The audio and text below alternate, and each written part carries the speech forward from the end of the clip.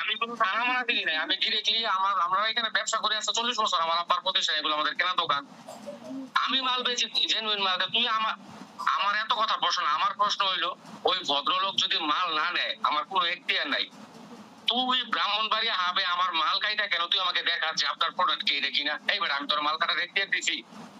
আমার মাল ওই কাস্টমার যদি রিসিভ না করে, তো বেটা তোমার অ্যাডভান্স টাকাই পাঠাইছে, তোর যেটা ভাড়া তুই তোর ভাড়া আপলোডের ভাড়া রাখিয়া আমার যেভাবে মাল কস্টিং করা, আমার মাল তোমার পাঠাই দিবি, আমার মাল ব্যাক আইবো। তুই ওইখানে আমার দেখাস কেন গাইটা যে আমার মাল ঠিক আছে কিনা? তার মানে তোর মধ্যে শয়তানি আছে। আমি এরপরের থেকে পাঠাও বন্ধ, এরপরের থেকে পাঠাও বন্ধ। যদি আমাদের কোনো কাস্টমার মাল নিতে চায় ঢাকার বাইরে, হয় সুন্দরবনে দেই, আর নয় এজিআরে দেই। যদি ওই কাস্টমারের নিতে মন চায় নিবো, আর না নিতে মন চায় না নিবো। শোনেন, আরেকটা জিনিস শোনেন, যে পাঠাওয়ার ডেলিভারি ম্যান, ও তো আমাকে কোনো মালের অর্ডার মানে সিকিউরিটি ইনশিওর করতে পারে না, তাই না? ও তো খালি মালটা আমাকে দিবে। ও আমাকে সিকিউরিটি দিছে ভাই, মালটা খুব ভালো, ওরা আপনাকে এক্সচেঞ্জ করে দেবে। আবার পাঠাওয়ার যে গোপালগঞ্জের ম্যানেজার, তাকে নাকি ফোন দিছিল যে বিলের মানে ফারাদ এন্টারপ্রাইজের থেকে, যে মালটা আমি আপনার কাছে পাঠাবো কিনা। ঠিক আছে, তা আমার মনে হয়েছে যে পাঠাওয়ের সাথে যুক্ত আছে কোনোভাবে 2 নম্বরে। আরে পাঠাওয়ার সাথে যুক্ত।